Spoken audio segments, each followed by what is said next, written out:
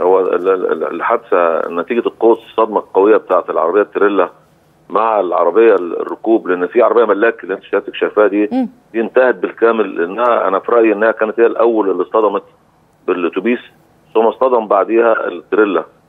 نتيجه التصادم الرهيب ما بين التريلا العربيه دي اتحرقت في الاول بسرعه جدا. هي دي بتاعت نائب مأمور اسم الدرنجات وعيلته. ايوه، وعائلته والله يرحمهم جميعا.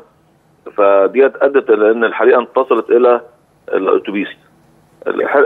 حريقه هذا الاتوبيس يعني طالما ان في طلبه عرفت تنط، يعني معنى كده ان الاتوبيس اتحرق من المقدمه، لان طبعا الاتوبيسات دي كلها تانك البنزين بتاعها في المقدمه وتحت الفتيس وتحت الدركسيون بتاع السواق. الحادث ده طبعا يعني في سبب مهم جدا، وهو سرعه السائق. اكيد كان في سرعه. طب حضرتك قلت لي في مداخله سابقه انه هو حي، يعني لا يزال حي سائق سياره المدرسه وبيتم التحقيق معاه. هل لدى حضرتك اي معلومات عن ما ادلى به من اقوال، ولا ده النيابه هي اللي بتحتفظ بالاقوال؟ النيابه تحتفظ طبعا بالاقوال، بس هو ملخص الكلام سيادتك ان هو يعني هو في طريقه الى اسكندريه كان في وعند نقطه يو تيرن قانونيه، كان في عربيه لوري بتعمل عمليه يو تيرن في الاتجاه المعاكس. دخل غلط يعني؟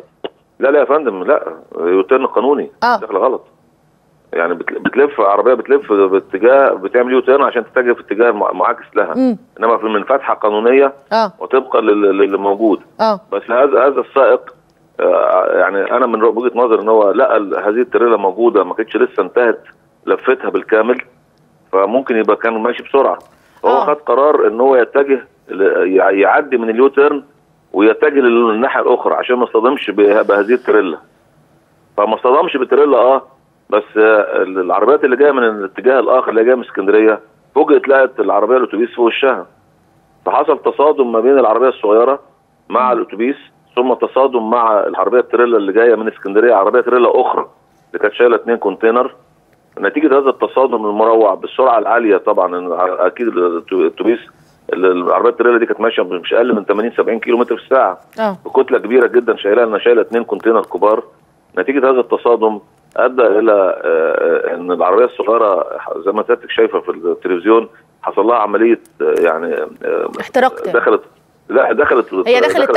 تحت العربيه، تحت العربيه التريلا اللي اتحرقت. الاتوبيس اتحرق، لان الاتوبيس ما وقعش على جنبه، انما اتحرق وهو موجود واقف، لان الطلبه قدرت انها تنط من الشبابيك من الجزء الخلفي.